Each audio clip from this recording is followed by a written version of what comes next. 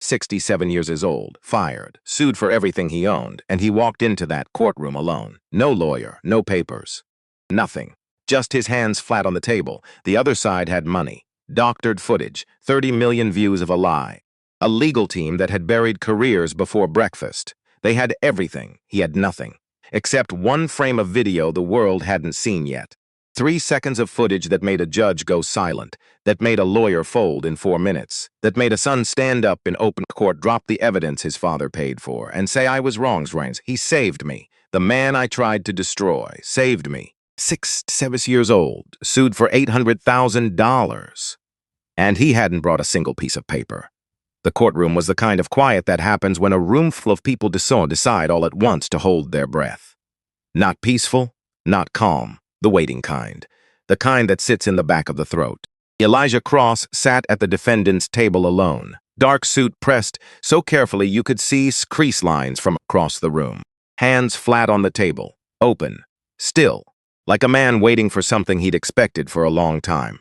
The judge hadn't come in yet. The room was filling, but reporters in the third row. A camera that wasn't supposed to be there, but was anyway. Somebody's phone going off and getting silenced fast. On the other side of the aisle, a table with 3 people. 2 lawyers and 1 young man who couldn't quite find anywhere to look. Elijah didn't look at any of them. He looked at his hands. If you'd been watching closely, really watching, you might have noticed something. Those hands didn't shake. Not once, not a single time. 10 weeks earlier. Columbus, Ohio. March 2024, 5 in the morning. The side entrance of Steel Bridge MMA smelled like rubber mat and old iron, and the particular clean that only exists before anyone else shows up. Fluorescent lights coming on 1 row at a time, buzzing, reluctant, like they needed a minute to remember what they were for. Elijah Cross came through the side door with a key he'd been using for 9 years. Same key, same door, same time. He moved to the supply closet, filled his bucket, measured out the soap. Not too much, not too little. He'd learned a long time ago that getting a ratio wrong at the start meant doing the whole thing twice at the end. Then he started mopping. Long arcs, even. The kind that never crossed their own path. He moved through the main training floor like he owned it, which he didn't, and like he knew every inch of it, which he did. Here's the thing about Elijah Cross and that floor. Most people clean a floor. Elijah Red Bulled one. Every scuff mark told him something. A drag pattern near the heavy bag eggs meant someone was favoring a left knee they hadn't told their coach about. A cluster of pivot marks in the northeast corner meant somebody had been working double-leg takedowns past midnight, probably without supervision, so stopping when the body gave out instead of when the brain said to. A long smear near the center mat meant a fall that didn't land right. Someone carrying more weight than their hips could manage. He didn't write any of this down. He didn't need to. He just knew. The way you know a house when you've lived in it long enough to hear its sounds in your sleep. 67 years old. Lean the way wire rope is lean. Not thin. Not frail. The kind of lean that comes from a body that spent decades doing exactly what it was built for. His hair had gone white at the temples, and the stubble along his jaw was salt and pepper, mostly salt now. His hands were the color of worn leather. He moved slowly in the way that efficient people always look slow from a distance. He never stood with his weight on both heels at the same time. If you paid attention, you'd notice that. Right heel lifted slightly, always, like his body was permanently ready to shift direction. He folded his cleaning rags in perfect thirds, corners sharp. He didn't rush the bucket when he wrung it out. And once, on a Thursday morning in February, a 45 plate had rolled off the edge of a rack, and his right hand had come out and stopped it before anyone in the room processed that it had moved. The trainer across the room had blinked, laughed it off. Laji set the plate back, kept moving. Luck was a word he let other people keep. His house was 12 Minsprim Stillage by car, small brick, east side of Columbus. Paid off the year his wife Ruth passed. Quiet in the way houses get when the people who gave them sound are gone. The front room had a shelf with nothing decorative on it. The kitchen table always had one chair pulled out slightly, the way it ends up when you've eaten alone long enough that pushing it back becomes pointless. And in the bedroom closet on the top shelf sat a wooden box, walnut, about the size of a shoebox but heavier, brass lock on the front, old because it was old. The key to that lock hung on a chain around Elijah's neck, under his shirt, against his skin, every day for 14 years.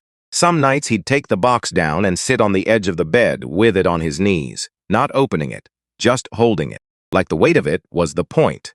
Like sitting with that weight was the closest thing he had to a conversation he couldn't finish. He'd sit there until the house stopped feeling so empty. Then he'd put the box back exactly where it was and go to sleep. Jordan Holt trained at Steelbridge the way some people live in hotels. Like the place existed for his convenience, like the staff were props. Like whatever stood between him and what he wanted next was just a formality that would move if he walked toward it long enough. 23 years old, built wide through the shoulders, which he'd earned through genuine work. Dark hair, always a little too styled for a gym. 11 straight regional wins and a highlight reel that a sports marketing agency had helped him package into something his followers watched on a loop. His kicks cracked the heavy bags like gunfire, and every crack made his eyes go to the mirror. The talent was real. That was the problem. Real talent that arrives before real character is like a car with no steering. Goes fast, goes somewhere. Just not somewhere anyone planned. Jordan's father was Curtis Holt, 54 years old, real estate. His name sat on 3 of the newer towers going up downtown Columbus and 2 already finished. He wore the kind of watch designed to look like it wasn't expensive, had the kind of confidence that comes not from doing hard things, but from having always had enough money to hand hard things to someone else. Curtis had written Steelbridge the largest single sponsorship check in the gym's history. Brent Sully, who managed the place, had framed that check, actually framed it. In the hallway outside his office, next to the gym's first championship photo and a poster of a fighter who'd gone pro 8 years back. Brent was not a bad man. People who knew him would say that. He was a man whose spine bent in a particular direction, toward money, toward convenience, away from anything that might cost him either. He had 2 rules, more or less. Keep the equipment maintained, keep the Holts happy. Everything else was background noise. Whenever Jordan's jokes ran past funny into some simple, whenever the laughter in the room took on an edge that made the air feel different, Brent would find his clipboard. Study it until the moment passed. He was good at that. Dana Reeves had worked the front desk at Steelbridge for 3 years, 1999. She had the organized calm of someone paying attention to more than check-ins and membership renewals. She remembered birthdays. She knew which members had kids who were sick, which ones needed to be asked how they were doing, which ones needed to be left alone. She liked Elijah Cross. Had from the start. He refilled the paper towel dispenser in the break room before she had to ask. He left the sink cleaner than he found it. He always nodded when he passed the desk. Not a big gesture, just an acknowledgement. You exist, I see you. That was it. It sounds small, it wasn't. This is what happened on a Wednesday evening in March that nobody in the building paid much attention to, except Dana. Dana paid attention. Steelbridge started a program for college-age members who couldn't afford full membership but were trying to learn something. One of those participants was Dion Briggs, 19 years old, first year at Ohio State. Lanky in the way of someone who'd grown fast and hadn't finished figuring out where his limbs were supposed to go. He'd stayed late that Wednesday. His roommate had the car, his phone was dead, he'd been working on the same combination over and over. Jab, cross, step right, pivot, jab, cross, step right, pivot, pivot. The pivot wasn't working. Weight wrong, feet crossing on the step. Chin coming up every time. Each rep is a slightly different version of the same mistake. The coaches had gone home. Nobody was watching. Nobody except the man with the mop at the far end of the room. Elijah passed Dion's corner without slowing. His bucket made a soft sound on the vinyl. Then he stopped, just stopped. He watched Dion for maybe 3 seconds. Dion didn't notice. He was throwing the combination again. Step wrong. Chin up, balance leaking everywhere. Elijah set the mop against the wall, walked over, didn't say anything. Came around behind Dion and tapped the back of his right foot twice with 2 fingers. Just tapped it. Then his hands found Dion's hips and turned them 2 inches. No more. 1 finger came up under Dion's chin and pressed it down, gently, the way you'd adjust something that mattered. Then he stepped back, picked up his mop, started walking away. Dion reset, threw the combination. The jab snapped off. The cross landed like it had somewhere to be. The pivot worked, weight falling exactly where it needed to, and when Dion came out of it, he was balanced, chin down, eyes forward. He stood there for a second with his arm still up, staring at his own fists like they'd done something without telling him. At the front desk, Dana's phone was ringing. She didn't answer it. She was watching the old man push his bucket into the dark hallway, humming something low and old and steady. 2 fingers, 1 touch. A 19-year-old who'd been repeating the same wrong movement for 40 minutes suddenly looked like he belonged on that mat. She set the phone down without answering. And later that night, she thought about it again. Couldn't stop. Who taught the janitor to do that? The night that changed everything happened on a Friday. Jordan Holt had won his 11th straight regional fight. Second round, knockout. Clean. The kind that makes highlight reels and ends debates. He came back to Steelbridge because Steelbridge was his stage. Holmes was where you slept. The gym was where you existed. He came through the front door with the trophy and an audience. Members had been waiting. Phones came out before his jacket did. He let the crowd build. He knew how to do that. He replayed the knockout on the gym's main screen twice. Made a comment about the other fighter's footwork that got a big laugh. Then he got bored. Champions get bored fast. And when Jordan got bored, he went looking for something to fill the space. That night, something to fill the space was at the far end of the room, pushing a mop, working in long, even arcs. Not looking up, Jordan walked over, easy, grinning.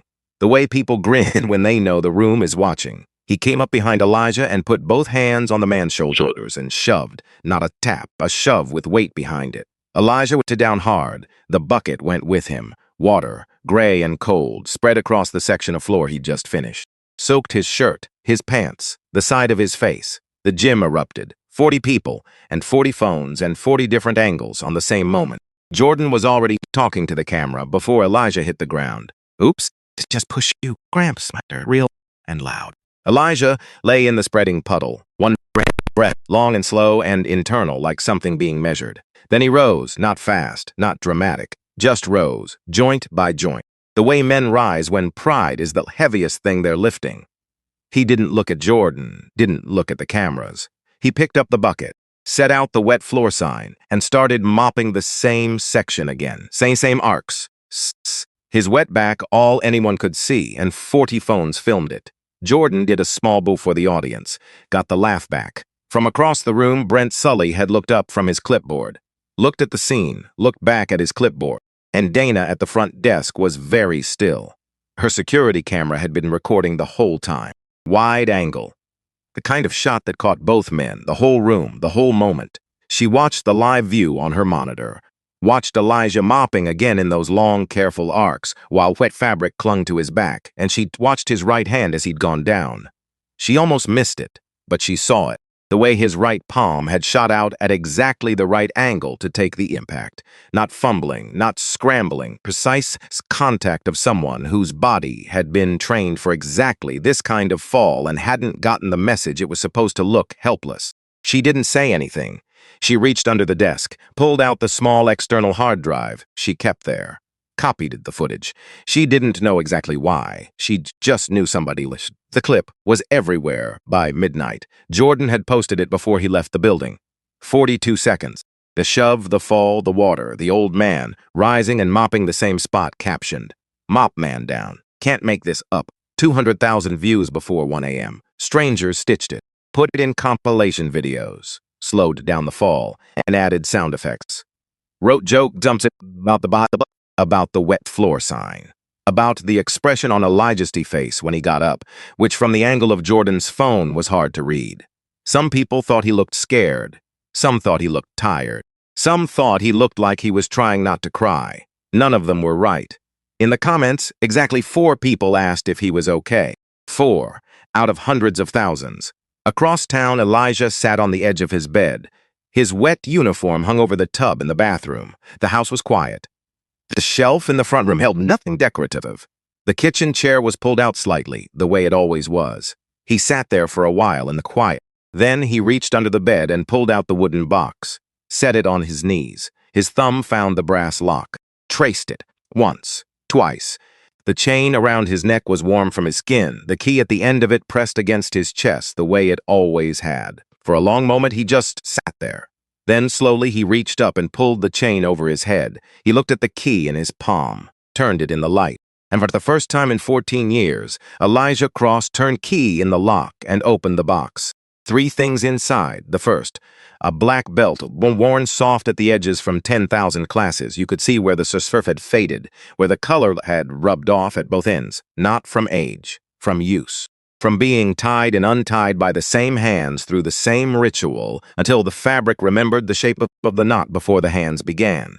The second, a photograph. 4 people standing under a banner that read National Championships 2010. All of them grinning. The kind of grinning that only happens when something you worked years for just came true. Elijah on the left. Ruth, his wife, beside him. A young woman on the right. And in the middle, a 19-year-old boy with his arms raised like he'd just been told the score. His face looked like a younger version of Elijah's face. Because it was. The third, a cell phone. Old, is out of date, but plugged in, kept charged. There's no logical reason to keep an old phone charged unless you're protecting something on it. Unless there's something on it you aren't ready to lose. Elijah picked up the phone, turned it on, waited, went to voicemail. 1 saved message. He sat with his thumb over the play button for a moment. Then he put the phone down without pressing it. Not tonight. He looked at the photograph instead. At the boy in the middle, Isaiah Cross saw 19 years old. Arms raised, the banner above his head. The grin that didn't know yet what the next 12 hours would bring. Elijah looked at his son's face for a long time. Then he folded the belt, placed the phone on top, set the photograph face down last, closed the box, locked it, hung the key back around his neck, turned off the light, lay in the dark with his hands open at his sides.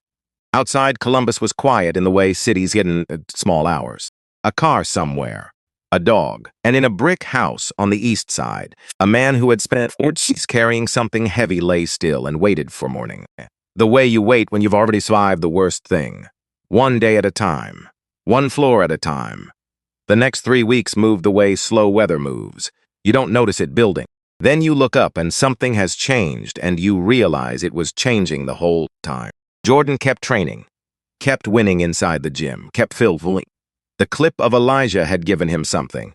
A different kind of attention, easier than fighting for titles, with faster returns. He started noticing the old man more deliberately, started finding small ways to make use of that attention.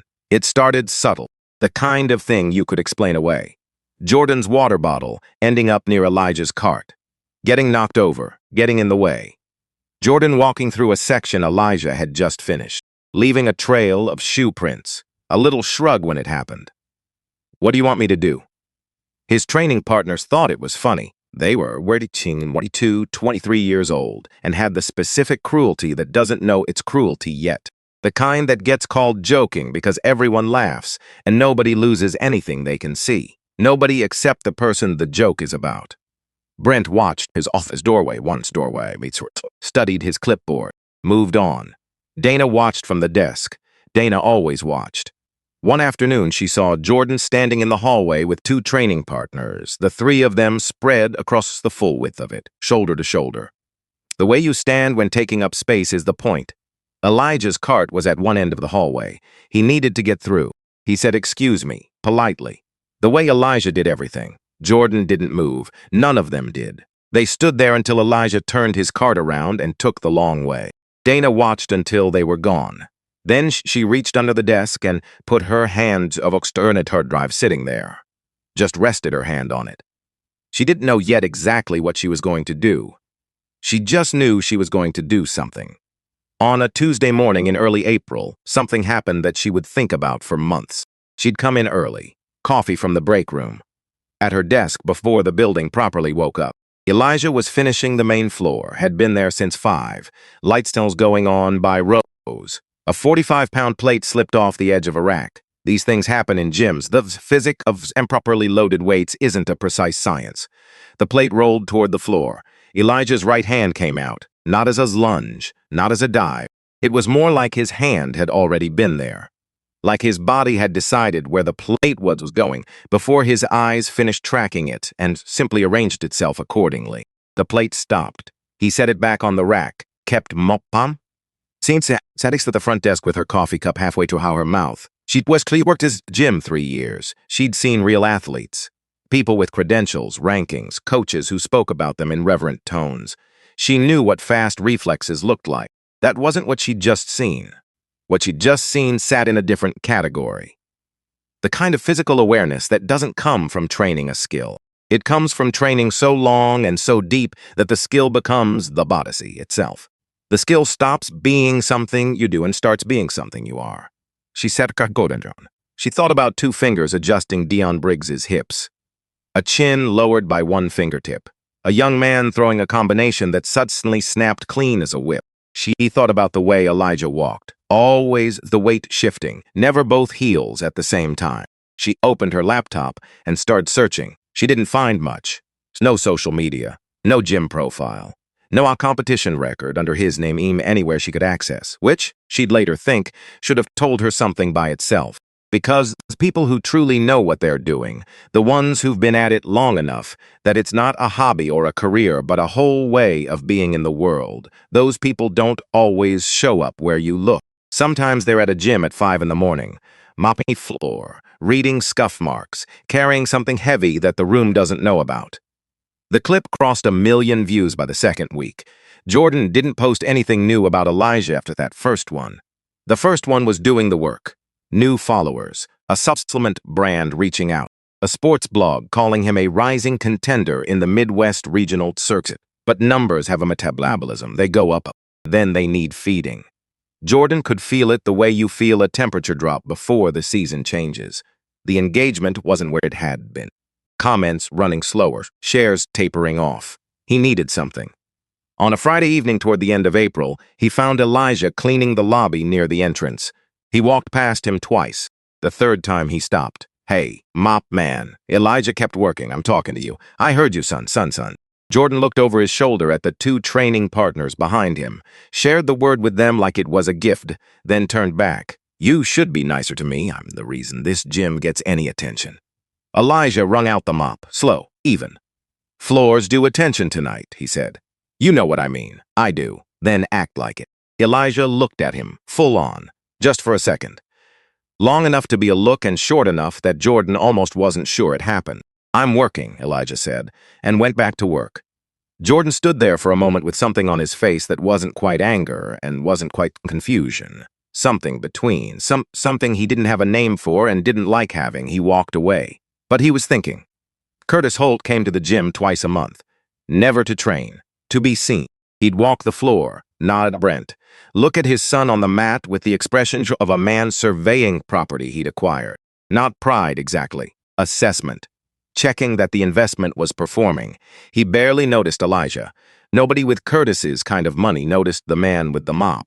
But Elijah noticed Curtis. Noticed the way Brent's shoulders changed when Curtis walked in. How they went up half an inch and stayed there. Noticed how Jordan's training changed when his father was watching. A little louder, a little more for the room. Elijah had been reading rooms a long time. He knew what each of those things meant. He kept it to himself, kept his arcs even, kept his corners clean. On a Wednesday evening at the end of April, Dana was the last one in, besides Elijah. She was reconciling membership records she'd been putting off. She could hear the mop through the walls, steady, rhythmic, like a clock that kept different time than everything else in the building. She'd been thinking about what to do with what she knew, or what she suspected, which wasn't the same thing. She had footage of a shove. She had footage of a reflexive catch. She had 3 weeks of watching. What she didn't have was a reasons anyone would listen. Brent wouldn't care. She'd seen that. Jordan wasn't going to stop. She'd seen that too. She was still thinking when Elijah came out of the hallway pushing his cart, ready to head home. "Night, Dana. Night, Elijah." He got to the door. She said it before she could stop herself. "Elijah, that kid you helped. Back in March. The young one staying late." Elijah paused with his hand on the door. "Dion." A pause. Where did you learn to do that? Fix someone's stance like that? A moment. "Long time ago," he said. "Were you a coach?" He was quiet for a second. The kind of quiet that has weight in it. "For a while," he said, and went through the door. Dana sat with that for a long time after the lights clicked off. For a while. Just for a while. She reached into her bag and held the hard drive in both hands, sat in the quiet building, the ventilation hum and the distant traffic, and the feeling that something was coming she couldn't see from where she was standing. April became May. The gym smelled like spring through the propped fire exit door that Brent kept meaning to close. Longer evenings. More members. It's a summer competition season starting to build in the training schedules. Elijah was there every morning at 5, left by 2. Back 3 days a week in the evening for a second pass when training traffic was heavy. He and Dion never spoke again about the stance correction, but Dion had changed the way he moved in the gym. The combination worked now. He'd built on it. He was still finding where his body was in space, but something in the foundation had been set right.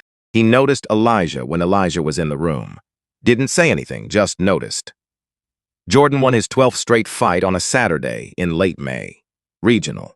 First round this time. He was getting faster. He was also getting more certain, which is a different kind of change, and not always in the same direction as better. He came back to Steelbridge with the energy of someone who'd run out of ways to spend adrenaline and was looking for a new one. He worked the mitts for 20 minutes, sharp, every combination landing with that crack. Then he put the gloves down and stood in the middle of the floor with 40 members orbiting him. He walked to the far end, where Elijah was working. He stood there and watched for a moment. Elijah didn't look up. Jordan put his hands in his pockets, tilted his head. "You watch my fight today?" Elijah kept moving the mop. "I work Saturdays. That's not what I asked." "No," Elijah said. "I didn't watch." Jordan looked at him with that expression again.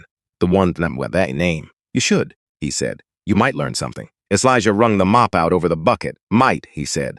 Jordan walked away. Dana watched him go, then looked back at Elijah. He hadn't changed pace, hadn't shifted the angle of his shoulders.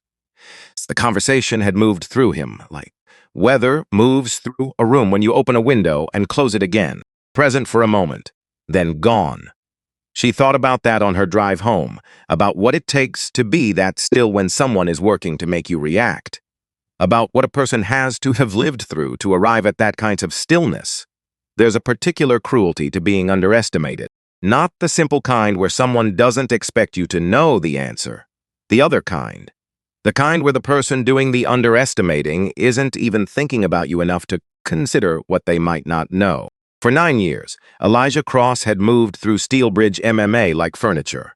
Useful, replaceable, invisible. Nobody asked his name beyond what they needed for payroll. Nobody wondered where he'd come from. Nobody looked at his hands and thought about what those hands might have done before they held a mop. Nobody asked. And that's the thing about someone who carries everything quietly. They can carry a great deal, for a very long time, without anyone knowing. On a Friday night in late May, the gym was full and loud, and Jordan had been in the building 3 hours with nowhere to put the energy. He found Elijah near the storage hallway. What happened was quick. Jordan called out to someone across the room, gestured wide. His elbow caught Elijah's cart and knocked it sideways. He kept moving without looking back, like the cart had been a table he'd bumped in a restaurant. Irritating, irrelevant. The cart went over. Supplies scattered across the floor. Elijah crouched down and started picking things up. Jordan kept talking to whoever he was talking to. 2 conversations past the cart already. Dean Briggs was sitting on the bench by the cubbies, gear bag on his knee.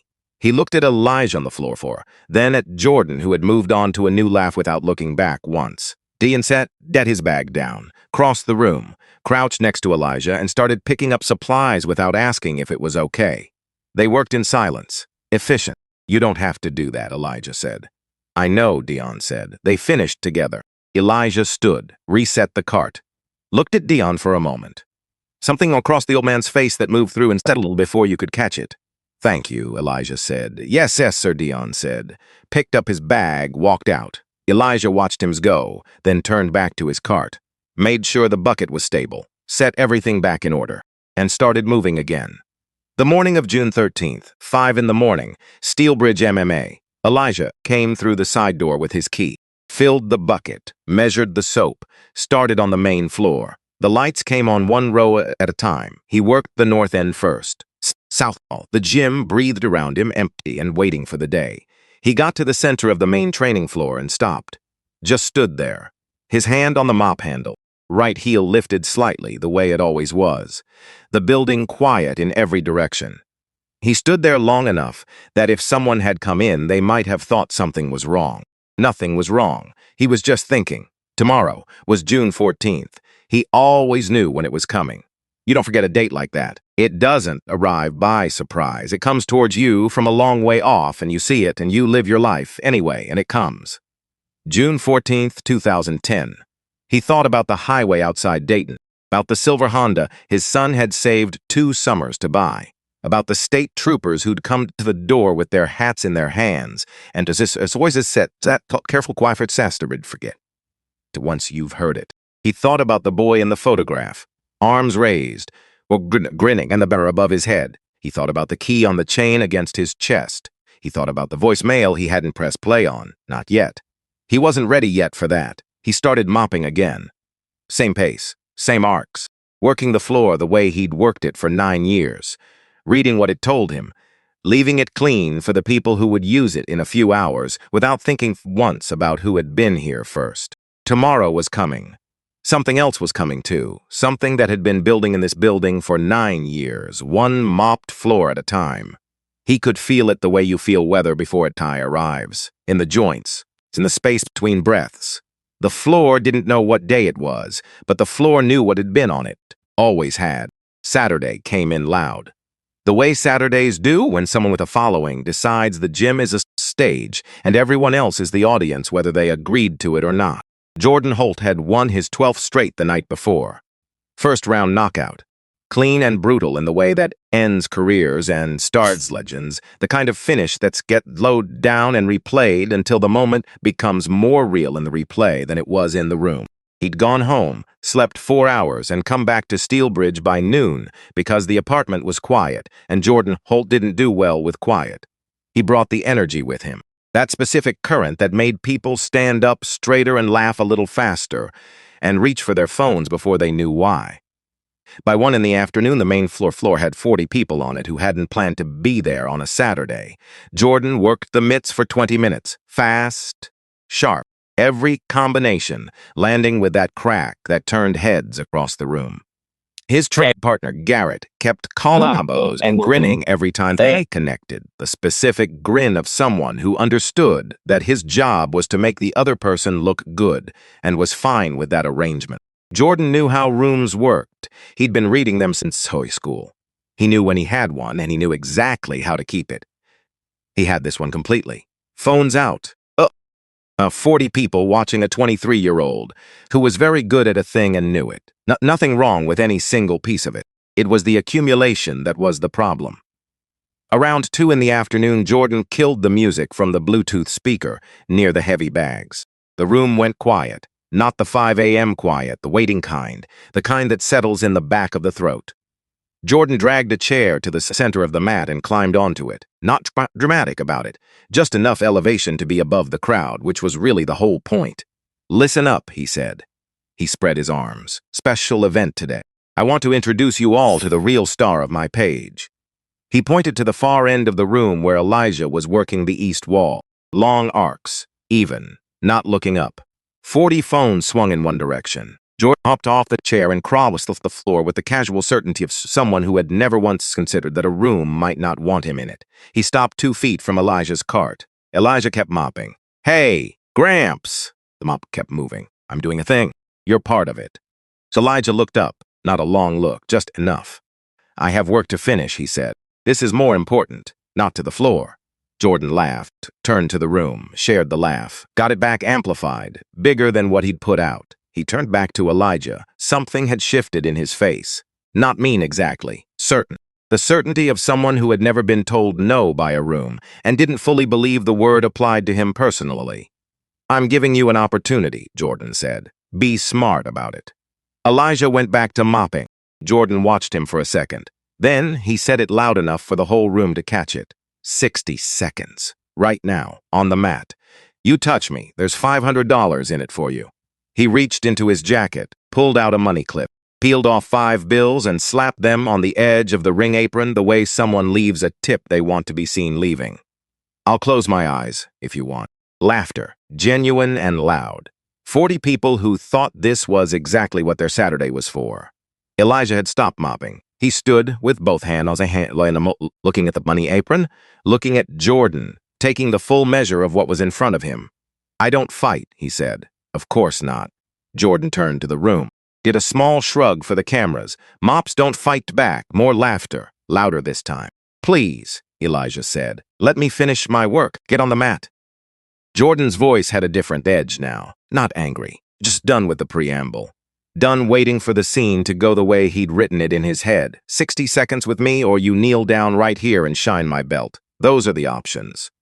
The room went a little quieter. Not fully quiet. But the quality of the laughter changed, the way a room temperature changes before you register it consciously. Elijah set the mop against the wall, very slowly. He looked at Jordan Holt with the specific attention of someone who understood what they were looking at completely. Not with anger, not with fear. With the clarity that comes from having seen something before, in different rooms, wearing different faces, calling itself different names. Everyone falls, Elijah said. Some just haven't met the floor yet. Dead silence. 2 full seconds. Then Jordan laughed, louder than before. The room followed, and the tension broke and became content again, safe and shareable. Tomorrow, Jordan announced to the room. Noon, right here. Mop man, Versace, 60 seconds. He pointed at the 500 on the apron. That's still there if you want it, old man. Elijah picked up his mop. Brent Sully had appeared at the edge of the mats. He looked at the money on the apron, looked at the crowd, looked at his clipboard, walked back to his office. Dana Reeves watched Atlia push his cart toward the supply room. His hands were steady on the handles, his pace unchanged. But something in his jaw had set, locked into place the way a door looks when someone's closed it, and turned the deadbolt and has no intention of opening it again from the outside. Elijah sat in the supply room on an upturned crate. Bleach smell, rubber smell. The low hum of the ventilation system that he knew so well he'd stopped hearing it years ago, and only noticed it now in the silence after a loud room. Spare mats leaning against the back wall, chemicals on the shelf in careful order, by type, the same order he'd established in his first week 9 years ago and maintained every day since. He pulled out his phone, not the old one, the one with a calendar. He opened it, Sunday, June 14th, 2024. He looked at that date for a long time. His chest tightened, not from the challenge, not from Jordan Holt or the $500 on the apron, or 40 phones pointed at his back. June 14th, the day the state troopers had come. 2 of them, young, hats in their hands. That particular law softness in the voice that gets trained into people for exactly a visit. The softness that means the news is the kind you don't recover from, only survive. June 14th, 2010, Isaiah had called at 4:17 in the afternoon. Bright voice. Certain. Chips and coffee outside Dayton by 6. I'm bringing it home. He never made it past the Dayton exit. The silver Honda. A truck that drifted lanes, the math of 2 vehicles in one moment with no margin for error and no margin given. Sat in the close the calendar. Sats in the supply room with the bleach and the spare mats and the ventilation hum. Jordan Holt had picked tomorrow for his circus, not because he knew. He couldn't know. He'd chosen it the way people with no weight choose everything, because it was convenient, because the room was available, because it fit his schedule, and his schedule was the schedule that existed in his world. He didn't know what June 14th was to anyone else, because it had never occurred to him to wonder what a day might mean to another person. That was in its own way the most honest thing about Jordan Holt, not cruelty exactly. Absence. The particular absence of someone who had never been required to consider that other people carried things he couldn't see. Elijah sat with this for a long time. Then he got up, finished his shift, locked the supply room, walked to his truck. He drove not home but to Green Lawn Cemetery. He went straight to the row he knew without looking, stopped at 2 stones set close together the way Ruth had wanted them, and he brought 2 folding chairs from the truck bed and a cup of coffee from the gas station on Henderson. He set a chair at each stone, sat in his. They want me on the mat tomorrow, he said to Ruth Stone. His day. The wind moved the trees overhead. Late afternoon light breaking through in pieces, the way light comes through leaves when the leaves are just starting to come in thick. He turned to Isaiah Stone, sat with it the way he always sat with it, not filling the silence but not fighting it either. I'm not going to hurt that boy, he said eventually. I'm going to introduce him to himself. He poured half the coffee onto the grass by Isaiah Stone, sat until the light changed. Then he drove home, and at 8 in the evening he picked up his phone and dialed a number he hadn't called in 6 years. It rang twice. Hello? Reggie, it's Coach. A silence. The kind of silence that has a person sitting down in it. Coach Foster. A breath. God. Tomorrow. Noon. Steel Bridge MMA on Henderson. A witness to what? 60 seconds. A pause with more in it than the words. I'll be there, Reginald said. Went to the closet. Reached up to the high shelf. Brought down a canvas bag stiff from years of sitting, unzipped it. The white ghee inside had aged to cream, the way white fabric does when it's been washed and stored and washed again over a long span of time. He folded it out, checked the seam, checked the collar, set it back in the bag and zipped it. He left the black belt in the wooden box. He would not wear rank against a child, not in contempt, in mercy. He said out loud to the empty house only once, defense only, not one strike, and went to bed. Sunday morning, he was at the cemetery before sunrise. He sat with Isaiah until the light was fully up, said what he needed to say, and let the rest sit in the quiet the way some things have to. Then he drove back, made coffee, sat at the kitchen table with it. By 11 in the morning, the Steelbridge parking lot was already filling. He could picture it without seeing it. He'd mopped that lot more times than he could count, picked up the cups and the wrappings, noted where the drainage pooled in heavy rain. He pulled in at 11:55, sat in the truck for a moment, looked at the building, 9 years of that building, 9 years of that side door, and that key and that bucket and those arcs. He got out with the canvas bag over one shoulder. Inside, the energy was different from a training day. 300 people, not all of them members. Word had moved through social media overnight and through the morning, and Jordan had posted a countdown the night before caption, "Tomorrow, the janitor finds out." The comments had not been kind about the janitor. Someone had printed a banner on regular paper and taped it slightly crooked to the wall. Janitor challenge. Bold caps. The ring apron still had the $500 under a water bottle at the edge, exactly where Jordan had left it.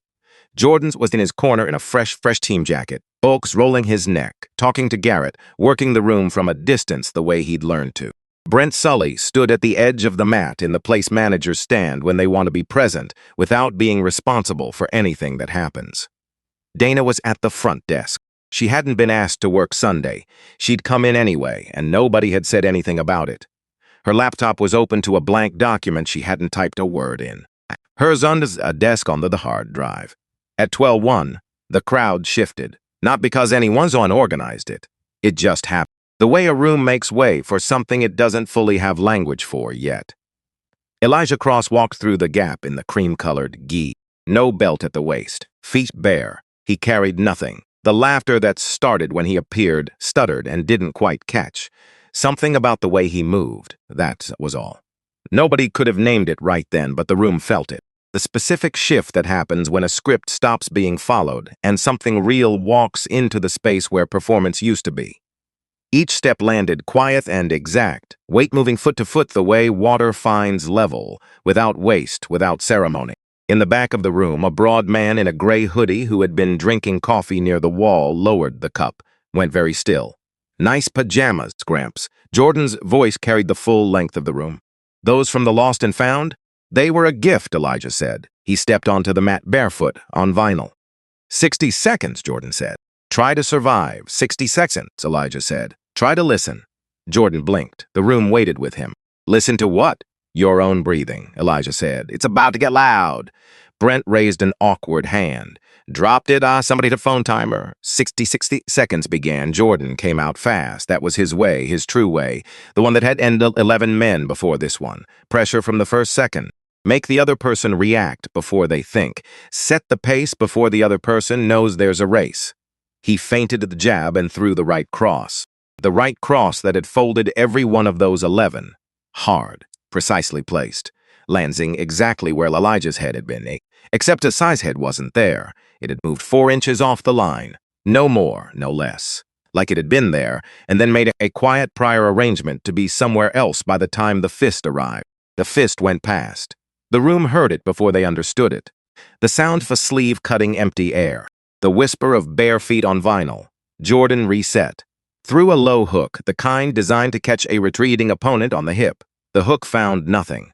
Elijah had turned at the hip. The hook passed through the space his ribs had occupied half a second before. He hadn't stepped back. He hadn't jumped. He had simply removed the target, the way you close a door before someone can walk through it. A head kick came next. Jordan's best weapon, high and fast, and the kind that had sent men sideways on highlight reels.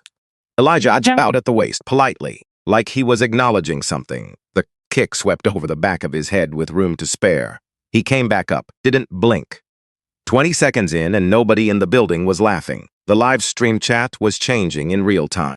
The jokes were dying mid-sentence. Someone typed, "Is this real?" Someone else typed, "The janitor is a ghost." The view counter rolled through 80,000 and kept going, and Jordan heard none of it because all he could hear was his own lungs getting loud, exactly as promised. He swung harder, which made him slower, which made the air he hit feel heavier, which made him angrier, which made him swing harder again. The oldest loop in fighting and the hardest one to get out of once you're in it. Elijah moved through all of it, not dodging, not running, moving. The distinction matters. Dodging is reactive. It happens after the attack begins. What Elijah was doing happened before, in the small moment of reading, in the fraction of a second, where a trained eye sees the shoulder drop or the hip load and knows what's coming before it arrives. 31 seconds. Jordan stopped boxing. He shot for the double leg, both hands driving for the knees, body committed, the full weight of himself behind it. He was good at this. He'd hit this on ranked fighters who knew it was coming. It was fast, and it was committed, and it was hard to defend if you didn't see it. He saw Elijah's hips drop. He felt his own shoulders get caught, and then the world turned. Not violently. Not with the brutality of being tackled or slammed. More like the physics of the moment had been quietly renegotiated by someone who understood the math better than he did. Jordan's own speed did most of the work. His own commitment to the attack became the mechanism of its failure. He went up over a quiet hip and came down flat on his back. The sound went through the floor of the gym like a stone dropped into still water, felt in the feet before it was heard with the ears. 300 people inhaled at once. One sound. Collective. Involuntary. Nobody exhaled. Jordan lay on his back looking at the ceiling, lungs empty, pride somewhere he couldn't locate. The lights above him were the same lights that had been there every day of training, and they looked completely different from this angle. Elijah stood over him, hands open, palms up. "Breathe," he said. "You're fine. The floor caught you." Jordan slapped the hand away, got up fast, faster than was smart, which was something he'd think about later. The live stream chat had gone still for a moment. Then it broke open all at once. Everyone talking over each other, the same question coming up in different words, over and over. Who is this man? 44 seconds. Jordan charged. No technique. No framework, both hands reaching, 200 pounds of something that had never been touched before and had no idea what to do with the feeling. He was past boxing, past wrestling, past any system that required him to think. Pure voltage, pure reaction to a pride that had been built over years and touched for the first time in 44 seconds. Elijah stepped off the line, one step, measured. He guided the reaching arm, followed its own direction, let the weight behind it keep going where it was already going. Jordan hit the mat face down, slid a foot and a half, stopped at the feet of his own live stream tripod. The camera looked down at him. 80,000 strangers looked with it. Dana had both hands pressed over her mouth at the front desk. On her monitor, security camera 3 was recording the wide-angle view, the whole mat. Both men. Every step of the full 60 seconds, she glanced the red recording light, reached for the keyboard, hit protect on the file. 10 seconds. Jordan got up and something had come loose behind his eyes. Something that had been in there a long time, behind the wins and the follower counts and the checks his father wrote, and the clipboard Brent kept finding at inconvenient moments. Something that had been waiting for a moment where there was nowhere left to hide and had just found one. He grabbed the metal water bottle from the mat's edge, swung it at the old man's head. The room screamed, one sound, everyone at once. Elijah's inside the arc of the swing. His left hand had caught the swinging arm, his right hip turned. He had the throw. The geometry of it was there, complete. Jordan's momentum and mass and the angle of his own arm making it inevitable. He started it and stopped, because he saw where Jordan was going. Halfway through, Jordan's trajectory was sending his head directly toward the concrete lip at the edge of the mat, outside the vinyl, the hard edge where the flooring met the gym floor below. The throw would have been clean. The landing would not have been. Elijah's right hand shot out, palm flat, behind Jordan's neck. Fingers spread across the back of the skull. He pulled just enough. Just the redirect that changed the trajectory by 6 inches. Jordan came down on the vinyl. Soft, controlled. The way something fragile gets set down by someone who understands what fragile means. Elijah laid him there, and the phone timer sang. 60 seconds. Seconds. Elijah stood in the center of the mat, breathing the way men breathe in libraries, slow and measured, and making almost no sound. He looked down at Jordan Holt, at the young man who had shoved him in front of 40 people, who had made him take the long way around the hallway, who had chosen tomorrow for his circus without asking what tomorrow meant, who had swung at a gray head and found the gray head wasn't where he thought it was. Elijah bowed to him. Then he picked up his canvas bag. He stepped over the $500, untouched under the water bottle. He walked toward the locker room through a silenced, framed and hung on a wall, and called it something. 300 people, and not one of them made a sound for the full length of that walk. Behind him, the room began to breathe, then to move, then to talk. All at once, the noise hitting the ceiling and coming back down changed. Jordan lay on the mat looking at the lights. He could feel the back of his neck, where the old man's palm had been, the pressure of it, the direction it had moved him, away from the concrete, down onto the soft vinyl. He reached for his anger. He was practiced at that. Anger was familiar. Anger had a shape he knew how to hold. He grabbed it and held on. But underneath it, something else had moved in and was living. Something he didn't have a name for yet. Something that felt like the beginning of a door opening that he wasn't sure he was ready to walk through. He buried it. For now. In the back of the room, the man in the gray hoodie had not moved the entire 60 seconds. Reginald Odom, 38 years old. He'd come in quietly and stood near the wall and watched every second of it and hadn't made a sound. He set his coffee cup down on the full floor by his feet and said very quietly to nobody in particular, "Still perfect." By 6 that evening, the internet had a new problem it couldn't look away from. The full live stream. The slow-motion breakdown from martial arts channels that had been tagged by their followers with one question. What is this? They came back with the same answer. Not tricks, not luck. The kind of mastery that doesn't come from a course or a training camp. The kind that takes decades of the same thing every day until the thing becomes the body itself. The clip of the catch spread separately, the palm behind the neck, the pull, the soft landing. That single image shared 5 million times in contexts that had nothing to do with fighting, in threads about kindness, about restraint, about what a person chooses to do with the power they have. Under it, someone had written, "This is what it looks like when a man who could destroy you decides not to." That comment got more responses than the clip. 40 floors above downtown Columbus, Sunday evening. Curtis Holt sat in his apartment and watched his son slide across a mat on a phone screen, face down, in front of the world. He watched it twice. He didn't call Jordan, didn't ask if the boy was hurt. He scrolled to a contact he kept separate from the others, and it rang once. Victoria Crane answered before the second ring. Victoria Crane did not take cases. She took situations and resolved them. She had a particular reputation in Columbus legal circles for being someone whose fingerprints never appeared on the outcomes she produced. Monday morning, she sat in Curtis's office with the live stream on the wall screen. She watched it without expression, the way a surgeon watches an X-ray, looking for where to cut. "Your son challenged him publicly," she said. 300 witnesses. He swung a metal object at the man's head on camera. "This is unwinnable as presented." Curtis slid a folder across the desk. "We don't fight the truth," he said. "We replace it." She opened the folder. Medical report. Real, with Jordan's actual injuries, documented. Sprained wrist, bruised lumbar from 3 hard falls. Documentation that would hold up. A draft statement in which Jordan recalled being threatened. And a strategy built on one clean observation about the way information actually moves. Nobody watches the whole video. They see what's in front of them. They believe what gets repeated most. They share what confirms what they already thought. "Civil suit," Victoria said. "Assault and battery. We argue the defendant is a trained combatant who concealed his background, misrepresented himself to gain employment at a facility with young athletes, and caused injury." She looked up. "I'll need the gym's footage retention policy enforced." Curtis leaned back. "The gym's cooperation isn't a problem," he said. Monday afternoon, Brent Sully called Dana's into his office and stood behind Betrus, then sitting the way people stand when they want distance from the conversation they're having. "The lawyers are involved now," he said, not meeting her eyes. Victoria Crane's people. They're looking at our security footage as part of discovery preparation. Dana kept her face still.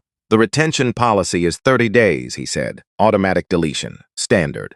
They want to make sure we're in compliance. A pause. Eisen's on the edge of the desk. Make sure the system is running the way it's supposed to. Silence in the room. Of course, as Dana said. Back to her desk, sat down, put her hand in her bag. The hard drive was there. She went to the parking lot on her lunch break, sat in her car with the windows up, made 2 more copies on drives she'd bought that morning, one for the glove compartment, one for the bag she took home every night. She sat there for a while after that, with her hands on her knees. She'd never done anything like this. She worked front desk. She reconciled memberships, answered phones, and remembered that Elijah took his coffee black and that the paper towels needed refilling before he had to ask. She thought about what she'd watched on Sunday. The palm behind the neck, the pull, the soft landing. She thought about what Brent had just asked her to ensure. She started the car and drove back inside. Tuesday morning, 5 in the morning, Elijah drove to Steelbridge, pulled into the lot. Sassy in the truck for a moment with the engine off. He already knew what was probably coming. Reginald had called Sunday night and told him what was spreading and where it seemed to be heading. Elijah had listened without saying much. "Thank you, Reggie," he'd said. "Coach, we need to talk about. I'll call you if I need you." He'd hung up, and he'd sat with it. And now he sat in the parking lot in the early dark and got out and walked to the side entrance and put his key in the lock. The key didn't enter. He tried again. Same key. 9 years of the same key in the same door. It had never not turned. It didn't turn. He stood there. 1 moment.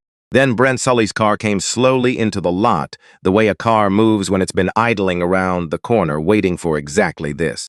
Brent got out with an envelope and the face of someone who had practiced what he was about to say and still wasn't sure it was going to be enough.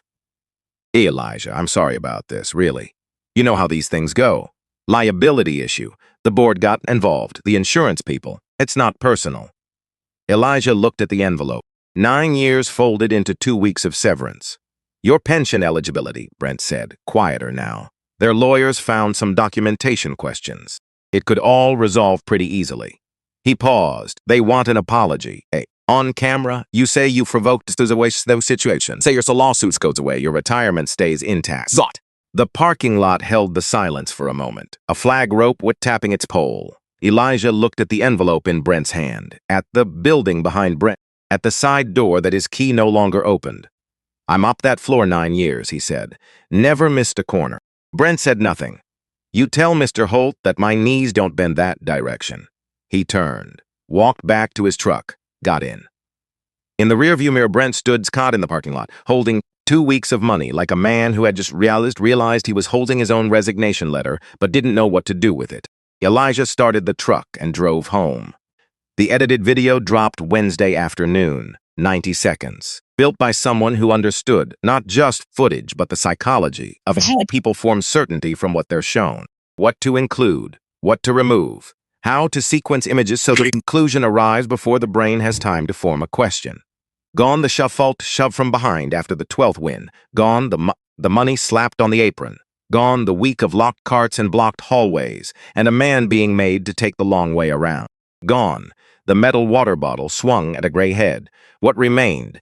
An older man in an unfamiliar fighting uniform throwing a young athlete to the mat 3 times in 60 seconds while others watched. Audio cut to emphasize impacts. Camera angle chose to max the offer size difference. The caption precise and clean. Hidden fighter assaults, local champion. Wednesday evening, the Columbus local news ran it. The anchor used the word disturbing twice. In the same paragraph, the comment sections turned the way weather turns, fast and without warning. The same people who had spent Sunday asking who is the janitor spent Friday asking why a trained fighter was working around young people and what he had been hiding. 5 million views of what actually happened. Buried under 30 million views of the version money had built. A man with no social media cannot answer 30 million views. Elijah didn't try. He sat at his kitchen table Friday morning with cold coffee and the lawsuit documents that had arrived by certified mail Thursday. Holt versus Cross. $800,000, assault, battery, negligent misrepresentation. He read it twice, set it down next stack of regular bills. The math was simple and merciless. Even winning would cost more than he had. Lawyers charged more than janitors earned. That was just arithmetic. He sat with his hands flat on the table. Outside, Columbus would do what it always did, moving through itself without stopping for any particular thing. He thought about the floor at Steelbridge. He thought about Isaiah.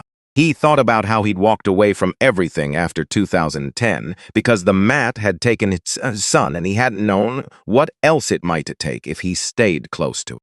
And now he'd stepped onto one for 60 seconds and it was taking the rest. His name, his pension, his quiet off in the brick house on the east side. Maybe that was the lesson. The same one repeating until he understood it. Everything he loved, the fighting life, eventually came to collect. He took the old phone from the wooden box that night, held it in both hands, put his thumb over the saved voicemail, and didn't press it. First time in 14 years he hadn't pressed it. He was afraid of what he'd hear underneath Isaiah's voice. Not the words themselves, the space around the words.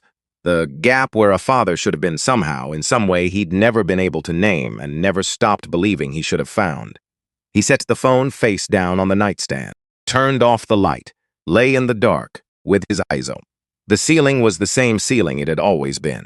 The house breathed around him, quiet, paid for. His, 11 days to the hearing. By Monday, the coverage had a shape Victoria Crane had given it without appearing in any of it. Anonymous sources. The kind that appear when someone with resources wants a story to have texture it doesn't naturally have. A source said the defendant had kept his background deliberately hidden. A source raised questions about why someone with his training placed around athletes. The story assembled itself into the shape that money wanted, and the local news ran it, and the comment sections took it from there. By Monday night in Columbus, Ohio, the man who had not thrown a single punch in 66 was the most suspected old man in the city. He was at the kitchen table with cold coffee and the lawsuit when headlights swept the front window, then a second pair, then a third. He sat still, car doors, 1, 2, 3, unhurried, like people who had decided something and were done deciding and were just arriving now. He got up slowly. He was 67 years old, fired, sued. Famous for the wrong reasons, Innis had known his name for 9 years and hadn't known anything about him. The knock, when it came, was soft, almost respectful. He opened the door. Reginald Odom filled the left side of the door frame in the same gray hoodie from Sunday. He had a paper bag and his keys still in his hand like he'd moved quickly once he'd decided to move. Yolanda Shaw stood to his right, 35 years old. She'd cut her hair since the last time Elijah had seen her, 4 years ago at minimum. She had the posture of someone whose body had learned stillness as a discipline, not a default. 2 national judo titles. Elijah had been at both. He hadn't spoken to her since. Behind them in the yard, standing back a little like someone who knew he was the one who hadn't been invited but had come anyway. Dion Briggs, 19 years old. The only collared shirt he owned, from the look of it. Reginald had called him the night the edited video dropped, not to come here, just to ask what Dion had seen. Dion had described the 2-finger correction in 2 sentences, then asked where Reginald was going, then asked if he could come.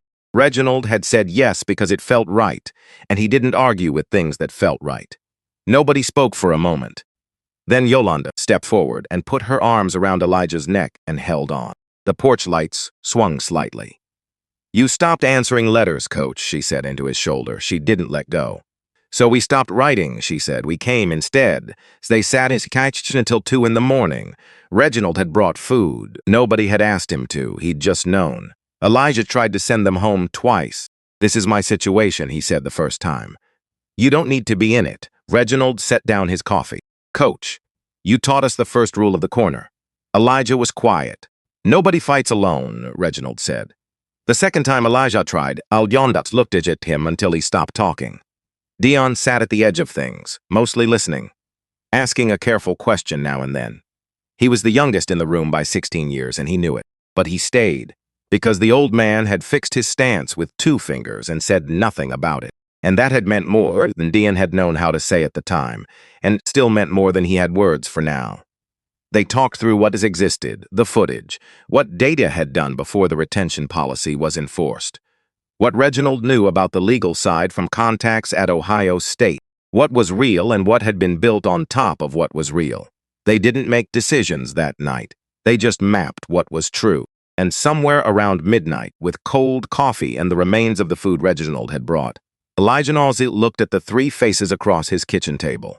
Reginald, who he'd taken from a 14-year-old with fast hands and no patience, and built into something that three national titles only partially described. Yolanda, who'd cried after her first loss in the old gym in his office, and who he'd told, crying after a loss means it mattered. Dry eyes as after a loss is when you start worrying. Dion, who he'd fixed with 2 fingers because the stance was wrong and the boy was working, and nobody else in the building had stopped long enough to see it. He looked at all three of them, and for the first time in a long time, Elijah Cross ran out of arguments for being alone in a thing. Okay, he said. Not to them, to something larger, to the kitchen, to the house, to whatever, and patient enough to wait. Okay. The night before the hearing, Elijah didn't sleep. Not because he was afraid. Fear wasn't the right word for what sat in his chest that night. Something older than fear. Something that lived in the same neighborhood, but has a different address and had been there longer. He lay in the dark with his hands open at his sides. The wooden box was on the nightstand. He'd moved it there after the kitchen, after okay. He didn't open it. He just let it be there. Around 3 in the morning, he got up and made coffee he didn't need and stood at the kitchen window watching the street. Nothing was happening on the street. That was fine. Sometimes you just need a window and something outside it while you think. He thought about Ruth, about the way she used to say that the hardest thing about strength wasn't having it. It was letting people see it when it cost you something. He thought about Isaiah, about a voice on a voicemail, bright and certain and 19 years old, and completely unaware that the world could do what it did. He thought about 32 years of teaching people how to fall and stand back up. He thought about the concrete lip at the edge of the steel bridge mat, and a young man's head going toward it, and a hand that shot out without deciding to. He finished his coffee, washed the cup, set it in the rack, went and got his church suit from the closet and pressed it again, even though it didn't need pressing.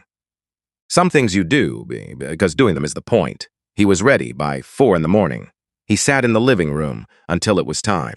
The courthouse on Tuesday morning had the energy of a place where something is going to happen and everyone knows it, and nobody will say it out loud. Reporters in the hallway.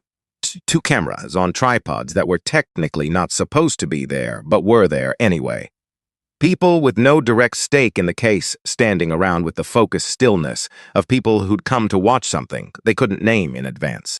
Dana Reeves arrived at 8:15 with a silver hard drive in a padded envelope and the expression of someone who had made a decision they weren't going to unmake. She'd quit Steelbridge that morning by text message, not because it was the easiest way. Because she didn't trust herself to walk in there and say it out loud without Brent finding some way to complicate it. And she had somewhere more important to be today. She sat on a wooden bench in the hallway with the envelope on her knees and her hands folded on top of it. Reginald Odom arrived at 8:30 in a jacket with the Ohio State Athletics logo on the chest. Sat near the back of the hallway, said nothing to anyone. Yolanda Shaw came in at 8:45 in a dark blazer, posture straight as a doorframe. She sat beside Reginald. They didn't speak. They'd said what needed saying the night before in Elijah's kitchen, and there was nothing to add to it now. Dion Briggs came through the door at 8:58 in the only collared shirt he owned and shoes that had been polished recently enough that the effort was still visible. He sat 2 rows back from Reginald and Yolanda, 19 years old in a courthouse, and he sat like he belonged there because Reginald had told him he did and Dion had decided to believe it. At 9:02, Elijah Cross walked down the hallway in his church suit. Dark, pressed sharp. White shirt, no tie. He carried nothing. His hands were at his sides. He walked with that weight-shifting step, right heel lifting slightly the way it always did, quiet and exact. People in the hallway moved without being asked, the way people move when something with gravity passes near them. He found his seat at the defendant's table, set his hands flat on the surface, waited. Curtis Holt, Victoria Crane, and Jordan. Jordan had the sling on his left arm. He'd been wearing it everywhere for 2 weeks at Victoria's instruction. His shoulder ached from the falls, but it worked. The sling was theater, and he knew it, and he wore it because his father told him to, and because the habit of doing what his father said was older and deeper than his current discomfort with himself. He sat with his eyes down. not performing, not for the room. He just couldn't figure out where else to look. Curtis Holt sat with the posture of a man who believed he'd already read the ending and was simply here for the formality of having it announced. He'd won things this way before. You shape the story before the facts arrive. By the time the facts show up, walking into a room with walls already built and furniture already placed, and the facts have to work around the room rather than the other way around. Victoria Crane arranged her materials, precise, no wasted motion. She didn't look at Elijah. Judge Arthur Beaumont came in at 9:15, 61 years old. Readings glasses he took on and off throughout proceedings. No patience for theater and a long reputation for being able to tell the difference between a legal argument and a performance, which was rarer on the bench than people assumed. He called the room to order. Victoria Crane moved through her opening efficiently. Assault, battery. A trained combatant who concealed his background from an employer and from the athletes around him. Injury, damages. She used the phrase concealed combat background 4 times in 11 minutes. She was very good at this. The repetition wasn't accidental. Repetition builds familiarity, and familiarity feels like truth to a room that's hearing something for the first time. She called Elijah to the stand. He walked up without expression, sat, folded his hands on the railing. Mr. Cross, what belt do you currently hold? I hold no belt, ma'am. What rank have you held in the past? Rank fades when you stop wearing it. Answer this question, please. A pause. Black belt. 3 disciplines. A murmur moved through the room. Victoria let it settle. Then she turned to Beaumont with the measured patience of someone making a point they'd planned from the beginning. Your Honor, a man with that level of training is, by any reasonable standard, a dangerous individual. This man worked alongside young athletes for 9 years without disclosing that background to anyone. She let that sit, turned back to Elijah. Why would a man with your training spend 9 years pushing a mop, Mr. Cross? She tilted her head. What exactly were you hiding from? The room leaned forward. Even Beaumont set his pen down. Elijah sat with his hands folded on the railing. He opened his mouth, closed it again, looked down at his hands. The room waited with him. Victoria Crane waited with the particular patience of someone who understood that silence in a courtroom does its own work. A man who doesn't answer looks to the people watching like a man with something to conceal. No further questions, she said, and sat down. Then the doors at the back of the courtroom opened. Reginald Odom walked up the aisle. He'd submitted a request to be heard as a character witness that morning through a contact at Ohio State's law faculty, someone who knew the right clerk to call. Character witnesses in civil proceedings were at the judge's discretion. Beaumont had looked at the credentials. He was curious enough to allow it. Reginald raised his right hand, took the oath, looked at the prayer row. My name is Reginald Odom. The man you've been calling a hidden threat is Elijah Cross. We called him Coach, or sometimes the quiet hand, which he never knew about until right now. He glanced at Elijah. Sorry about that, Coach. A ripple through the room. Not laughter exactly. Something warmer and less certain. He trained me from the time I was 14 years old. A kid from the east side of this city who couldn't sit still long enough to learn anything until this man figured out that the way to reach me was to stop talking and know me instead. A pause. He also trained Yolanda Shaw. He looked toward the gallery. Yolanda stood. No prompt, no signal. She simply stood. 2 national judo titles, Reginald said. 3 years ago, she was asked to speak at the Olympic Training Center about her methodology. She talked about footwork for 40 minutes. Every principle she described she learned in this man's gym. Victoria Crane was on her feet. Your Honor, I failed to see the relevance of biographical information about third parties to the matter before. Counselor. Beaumont's voice was dry and finished. You spent the better part of 40 minutes arguing this man's training history. His training history just stood up in my courtroom. Sit down. Overruled. Reginald waited for the room to settle. You asked what he was hiding from, he said. His voice dropped. Not for effect. Because the next part wasn't for the room, it was for the man sitting at the defendant's table with his hands folded. I'll answer it. Because he never will. Elijah went very still. 14 years ago, Coach had a 4th student, the best any of us had ever seen. Not because of raw talent, though the talent was there. Because he had his father's patience, and he worked like someone who understood that the work was the point, not what the work produced. Reginald paused. His name was Isaiah Cross. He was 19 years old, Zud. He died in a car accident on the highway outside Dayton, Ohio, on June 14, 2010. He was on his way to the national championships. The room held itself. Beaumont was very still. Coach buried his son on a Friday. He folded his belt and locked it in a box, and he never coached it again. He spent 9 years in a gym he loved, in the only role that let him stay near the thing Isaiah had loved without having to be the man Isaiah had known him as. Reginald's voice held steady, and the effort of holding it was audible to anyone listening carefully. He didn't walk away from fighting because he was dangerous. No, he walked away because he couldn't forgive himself for not being on that road, for not having found some way to be there. There's no logic in that. Grief doesn't run on logic. And the man who taught me that the hardest thing about strength is letting people see it when it costs you something spent 14 years, not letting anyone see it at all. He stopped. The courtroom was quiet in a way it rarely managed. A reporter in the third row had stopped writing. She was holding her pen but not moving it. Her other hand came up to her sleeve. At the plaintiff's table, Jordan Holt was looking at Elijah's back, at an old man's shoulders that had, for the first time since any of this started, come down, not fallen. Come down. The way a person looks when they set something on the ground after carrying it up a very long hill. Not defeated, released. Jordan looked at the sling on his arm. It felt like it weighed more than it had when he put it on that morning. Beaumont called a brief recess, during which nothing at the plaintiff's table was said at any volume that carried. When the room reconvened, Dana was called. She walked up the aisle with the padded envelope and the careful steps of someone who had looked up how to testify and read 3 articles about it the night before and decided the most important thing was to tell the truth in the order it happened. She'd never testified in anything. She worked a front desk.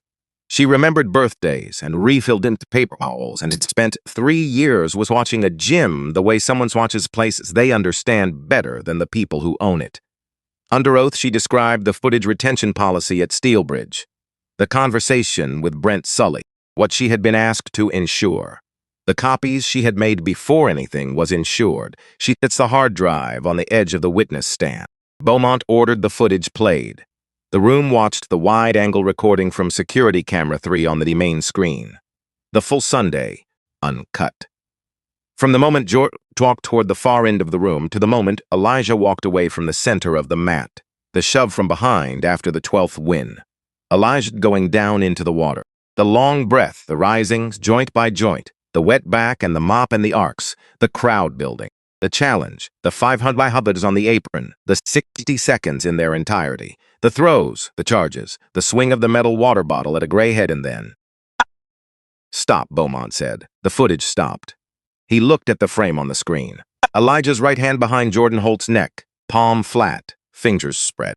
Jordan's head, mid-fall, being redirected away from the concrete lip at the edge of the mat and back toward the soft vinyl. Play it again from there, Beaumont said. Slowly, it played again, the hand, the pull, the soft landing. Beaumont looked at the screen for a moment. Again, he said. It played a third time. The room watched an old man save the person who had spent a week trying to destroy him, save him in the middle of the act of trying to destroy him, save him with a hand that moved before the brain could have consciously decided to move it, because the decision had already been made somewhere deeper than conscious thought. In the slippery place where a person's real character lives when everything else has been stripped away. Nobody spoke during any of the 3 plays. Nobody spoke after. 3 seconds of silence that felt longer than they were. Then Beaumont removed his glasses. He looked at Victoria Crane. He looked at Curtis Holt. He looked at the screen, still frozen on that frame, the hand, the neck, the soft landing on vinyl that could have been concrete. He looked at his notes, which he no longer needed. Victoria Crane was already moving, gathering her materials with the professional composure of someone who had lost before and knew what the architecture of a loss looked like from the inside. She did it efficiently and without expression. She stood. Your Honor, my client moves to withdraw the complaint. With prejudice, Beaumont put his glasses back on, took them off again. I imagined he might, he said. He looked at Curtis Holt for a long, unhurried moment. The kind of moment that doesn't require words, because the words are all implied, and everyone in the room can hear them anyway. This Cortus also imagines the city attorney will find the editing history of that 90-second video quite interesting. He picked up his gavel. Withdrawal granted. The gavel came down. Clean. Feinzel, the sound of something ending that should have ended before it began. The room came apart at its seams. Reporters moving fast for the doors. Curtis Holt already talking low and tight to Victoria Crane, who was shaking her head with the face of someone explaining why a fire cannot be unstarted. Camera equipment check. The noise of a room where everyone has something to say, and most of them are saying it at the same time. Reginald put his hand on Elijah's shoulder. Yolanda put her hand on his other shoulder. Elijah sat. He looked at his hands on the table. Those hands had taped Isaiah's wrists before for every left hand first. 3 raps. Check the knuckles. Check the thumb. Isaiah always said too tight before Elijah was done. Always said it was fine when Elijah finished. Every tournament, every single one for 10 years. Those hands had carried the casket. See, he sat with his hands open on the table and breathed and let 14 years do what 14 years needed to do when it finally found a crack in something wide enough to move through. He didn't cry, but something left him, something that had been taking space without a name. Something that had weighed more than he'd ever measured because he'd been carrying it so long, he'd stopped experiencing it as separate from himself. He felt Reginald's hand on his shoulder. Yolanda's does on the other side. Behind them, the quiet presence of Dion Briggs standing at the edge of things the way he always stood at the edge of things. Present, not pushing. Just there because being there was what he'd decided to do. Then a chair scraped. The sound cut through the room, noise the stalks through when everything else becomes background. Jordan Holt stood up. He pulled the sling over his head, set it on the table in front of him. He didn't look at his father, didn't look at Victoria Crane, who had gone completely still and was watching him with the focused attention of someone calculating a variable they didn't noted for. He looked at the room, at the cameras. The same cameras he had been performing for his entire adult life. The ones he'd learned to locate and play to before he'd learned almost anything else. He looked at them, and then he did something he hadn't done in front of a camera in years. He stopped performing. Your Honor. His voice wasn't loud, just clear. May I speak? Beaumont could have said no. The case was over. The morning was already going to be written about. He had a docket. He looked at the young man standing without his sling, nodded once. Jordan didn't go to the witness stand. He turned to face the gallery and the press and the cameras that had followed him everywhere for 3 years. Everything Mr. Odom said is true. He let that stand on its own for a moment. Everything Dana showed you is true. A pause. I shoved him because I thought janitors were furniture. I filmed it because I thought the number of people watching something said something about whether it mattered. His voice changed register, not cracking, finding its actual frequency, the one underneath the one he used for content. I was wrong about both of those things. The room was still. He didn't throw one punch at me, not one. The third fall, I was going headfirst into concrete. He caught me. Something moved across his face. The man I was trying to ruin caught me. He turned to face Elijah. Elijah was already looking at him. Jordan stood with that for a moment, with the old man's his eyes on him, which were not angry and not warm and not performing any particular thing. They were just looking, steady and complete. I picked June 14th for the fight, Jordan said. I didn't know what that date was. I know now. His throat moved. I can't give it back. I'm sorry, Mr. Cross. He bowed, clumsy, unpracticed. The movement of someone who had never meant a bow before and was trying to mean one now with a body that didn't know the shape of it. But trying, genuinely trying, which was visible and which was different from everything he'd done in that building before. The first honest bow of his life. Elijah looked at him. For a long moment, nobody in the room breathed. Elijah said nothing because some apologies need time before they're answered. Not rejection, not forgiveness withheld as punishment. Just the simple fact that some things are too large to respond to in the moment they arrive. Some doors don't open in public. And a man who had spent 14 years learning the difference between a moment that needed a response and a moment that needed to be held knew this one needed to be held. So he held it. The consequences came like dominoes that had been standing in a row for some time, waiting for the first one to fall. The Ohio State Athletic Commission reviewed the unedited footage within the week. 3 board members watched the metal water bottle swing at Elijah's head, and the debate ended before it properly started. Jordan's regional titles were revoked pending a formal conduct review. The vote was not close. His sponsorships ended faster. Supplement released a statement with the word values in it 3 times. The athletic wear company said nothing publicly and stopped returning calls the same day. The marketing agency that had packaged his highlight reel sent a brief professional email that said everything it needed to say in 2 sentences. Jordan read it, set his phone face down, didn't pick it up for 2 days. Curtis Holt had a worse week and a worse month after it. The city attorney's office opened an inquiry into the edited video on Thursday. The question of who had access to the original footage, who had commissioned the edit, and what the intent of the edit had been was not a question that answered itself in Curtis's favor.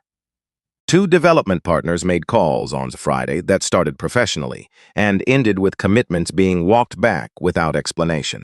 A third issued a statement about due diligence that everyone in Columbus real estate understood immediately. The towers kept going up, but more slowly and without his name on them. Victoria Crane did not comment publicly. She had handled losses before, and she would handle this one the same way, quietly and expensively, and without appearing in any of the subsequent coverage. But she would not be the next thing Curtis Holt needed handled. Some associations stopped being worth their cost. Brent Sully was voted out by the Steelbridge board on a Tuesday morning. The meeting took 11 minutes. He packed his office himself, including the framed check, which nobody asked him to take, but which he took anyway. He managed a storage facility on the south side after that. The work was honest. The hours were regular. 2 weeks after the hearing, the Steelbridge board called Elijah in. He came in and sat across from 4 people who had not spoken to him directly in 9 years, despite sharing a building with him every week of those 9 years. They made their offer, head coaching position, full salary, his name on the wall outside the main training room, complete authority over the competitive program. He let them finish. "I'll take it," he said. One condition. They waited. Tuesday and Thursday evenings, the main mat belongs to the neighborhood. Self-defense. Open to anyone who walks in. No fees, no membership required, no portion to the gym. He looked at each of them in turn. And the program has a name. What name? The board chair asked. The Isaiah Cross program. Nobody in the room argued. Nobody paused. The chair nodded before Elijah finished saying it. On a Tuesday in September, the first night of the Isaiah program, Elijah arrived at Steelbridge at 4 in the afternoon. He cleaned the main mat himself, not because it needed cleaning, because it was his mat now and it was going to start right. Long arcs, even, never crossing their own path. He worked the full floor and wrung out the bucket and set it aside. By 6:45, people had started filtering in. 28 the first night. Adults from the surrounding neighborhoods, most of them. People who had seen flyers Reginald had made and Yolanda had distributed and Dion had posted on every community board at Ohio State. A few who had followed the coverage from the courthouse hallway to hear. One woman who said she'd been thinking about learning self-defense for 3 years and this felt like the moment she'd been waiting for. They sat on the mat in rows, cross-legged, quiet in the way people are quiet when they're somewhere new and paying real attention. Elijah walked in carrying the wooden box and a small hammer and a single nail.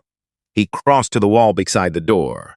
He drove the nail in at shoulder height with 2 clean strikes, took the photograph from the box, the one that had been face down on the shelf in the front room for 14 years. Isaiah at 19, arms raised, grinning under the national championships banner. The grin of someone who has just seen proof that years of work were pointing somewhere real. Elijah hung it face out, where it would see every class and every class would see it. He turned back to the room, opened the box, lifted out the black belt. The room watched in complete silence. He tied it around his waist, 2 wraps. The knot settling at center front the way it had settled 10 times before, the fabric man finding its position from muscle memory that 14 years of absence hadn't erased because some things go deep enough that absence can't reach them. The knot held. 14 years of silence ending in 2 quiet loops of worn fabric. He looked out at 28 people on his mat. "First lesson," he said. His voice carried the way it used to, all the way to the back corners, all the way to the walls, filling the room without effort the way a voice does when it has somewhere real to go. "The strongest thing you will learn on this mat is how to get back up after you've been knocked down." He let that breathe for a moment. The second strongest is making sure you can. 28 people were very still. Then they nodded, not all at once, one by one. The way understanding moves through a room when it's real understanding and not just agreement. In the back corner, Reginald leaned against the wall with his arms folded. Yolanda stood beside him. They didn't say anything to each other. They didn't need to. The program grew the way real things grow. Not fast, not announced. Through Tuesday evenings and Thursday evenings, and the civic reputation that builds when something is consistently good and consistently there. 40 people by November, a waiting list by December. A second location in February because Reginald made a call and someone who knew what Elijah Craw had built 20 years ago said yes before it was finished.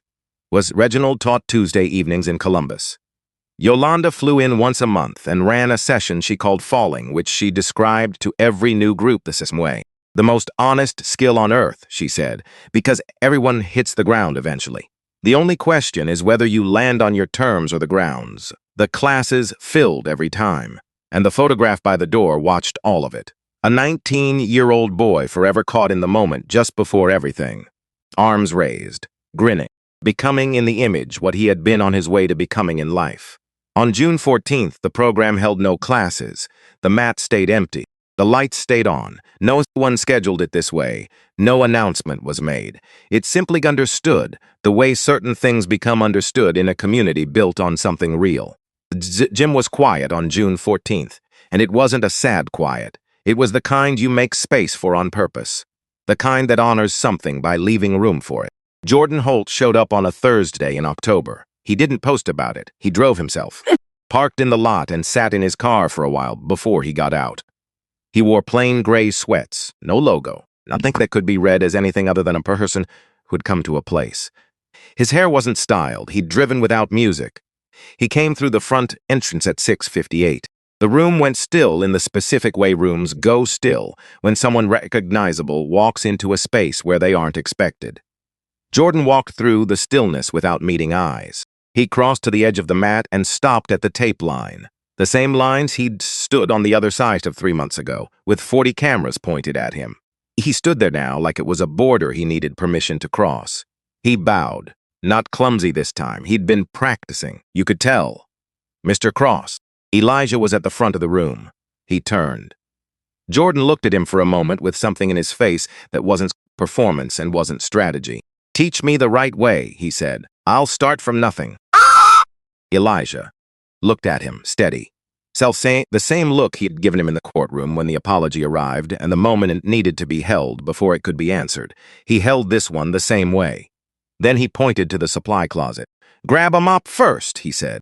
"The floor teaches humility. Lesson 1 starts there." Jordan Holt opened the supply closet, found the mop, filled the bucket. He measured the soap, got it slightly wrong, looked at it, adjusted. He brought the bucket out to the edge of the mat and started. His arcs weren't even. They crossed themselves in the first pass. He stopped, looked at what he'd made, started again from the other end. Better. Not right yet, but better. Nobody in the room laughed. 26 people who were there to learn something real watched a former regional champion mop a gym floor and found nothing funny in it. Because it wasn't funny. It was the beginning of something. The kind of beginning that doesn't make the highlight reel, but makes everything on the highlight reel possible. Elijah watched him for a moment, then turned back to his class. Jordan stayed every Thursday after that, and Tuesdays. He mopped before class and stacked mats after and asked questions that started basic and got better as the weeks went on. He didn't ask for rank or position or acknowledgement of any kind. He swept, he mopped. He learned to fall without flinching because Yolanda taught a falling clinic one Thursday in November and made him do it 40 times until his body stopped anticipating the ground and started trusting it. His followers had dropped to a fraction of what they'd been. He'd stopped posting the week after the hearing. The account still existed. He just didn't use it. A reporter cornered him in the parking lot one evening in November, someone who'd been following the story since the courthouse. "Is this a redemption arc?" she asked. Jordan thought about it, standing there in the parking lot in the cold with his gear bag over one shoulder. "No," he said. She waited with her recorder. "It's just Tuesdays," he said. She wrote it down. He went inside. Curtis Holt called once, in October. Jordan answered. They talked for 3 minutes about the legal situation, the development projects, what came next. Curtis had opinions about all of it, delivered in the same tone he'd always used, certain and slightly ahead of the conversation. Jordan listened. When Curtis finished, Jordan said, "I'm going to keep going to Steelbridge." Silence. "That's your choice," Curtis said. "Yeah," Jordan said. They hung up. Jordan sat with his own phone for a while, then put it in his pocket and drove to the gym. He mopped that Thursday with arcs that were getting more even. Not even yet, but moving in that direction, which was, he was starting to understand the whole point of most things. On an evening in December, Dion Briggs was staying late, working the same combination from March, 8 months on now, built out from the original correction into something more complete. The two-finger adjustment had become a foundation, and a foundation becomes a structure if you keep building on it honestly. He was fast now, still finding certain things, but fast and, more importantly, grounded. Elijah was finishing the floor after class, long arcs, even. It's the sound of the bucket and the mop and the ventilation and nothing else. Dion ran the combination. 4 reps. 5. Then he stopped. "Coach." Elijah looked up. "At night in March, when you fixed my stance." Dion held the thought for a second. "Did you know then that the thing with Jordan was coming?" Elijah considered the question the way he considered most things, without rushing toward an answer. "No," he said, "but you stopped anyway. You were working hard, and nobody was watching," Elijah said. "Didn't need to know what was coming to know that was worth stopping for." Dion nodded slowly. "Then, why do you really do this, Coach? The program, all of it." Elijah set the mop against the wall. "Because Isaiah would have been the one stopping," he says simply, without weight, the way you say things that have been inside long enough to find their shape. He was that kind of person. The kind who noticed when someone was working and struggling and stopped to help without making it a thing. A pause. Felt right to be that person for someone else. Felt like the closest thing to keeping him present. Dion stood with that. Then he went back to his combination. Elijah went back to his arcs. The gym quiet and warm against the December dark, pressing against the windows outside. On a cold Tuesday night in February, after class, after the mats were stacked and the floor was done, and the last student had gone home, Elijah sat in the empty gym. Just sat. In the center of the main mat, the place where everything had happened and where everything was now happening differently. He pulled the old phone from his jacket pocket, the one from the wooden box, kept charged for 14 years out of a habit that had outlasted its original purpose, and found a new one. He held it for a moment. Then he pressed play. "Dad, hey, it's me. We're guests up outside Dayton. Coach stopped for coffee and I got chips, which he doesn't know about yet, so don't tell him. We'll be there by 6. Coach and champion on 1 trophy. That's gonna look wild. I love you, Dad. Watch the door. I'm bringing it home. 12 seconds. 19 years old. Yes. Bright as a morning you didn't plan for." Elijah listened all the way through. Then he sat with the silence after it. And this time, underneath Isaiah's voice, he didn't hear his own failure. He didn't hear that where he should have been. He didn't hear a father who wasn't on that road. He heard his son. Just his son. That voice. That certainty. That I'm bringing it home that had been true in every way that mattered, because Isaiah Ross had been brought home. In the photograph on the wall beside the door, in the people who learned to fall and stand up on this mat on Tuesday nights and Thursday nights, in the arcs on the floor that never crossed their own path, in a 19-year-old named Dion, who had been working alone in a corner when nobody was watching and had someone stop for him. In all of it, Isaiah was in all of it. Elijah pressed save, the way he always pressed save, put the phone back in his jacket pocket and stood up. He turned off the main lights, left the one on by the door, the one that lit the photograph on the wall. Isaiah at 19, arms raised, the grin that knew something was true. Elijah looked at him for a moment. "I'm watching the door," he said. He picked up the mop, worked the last section of floor he'd missed. Long arcs, even, never crossing their own path. The sound of it in the empty building was the same sound as it always been, unhurried and purposeful and completely itself. He finished, wrung out the mop, set it in the supply closet, closed the door, turned off the last light, and went home. The floor doesn't lie. It never has. And what that floor said on hemming for 9 years, and on every evening after that, was this: he was here. He was always here.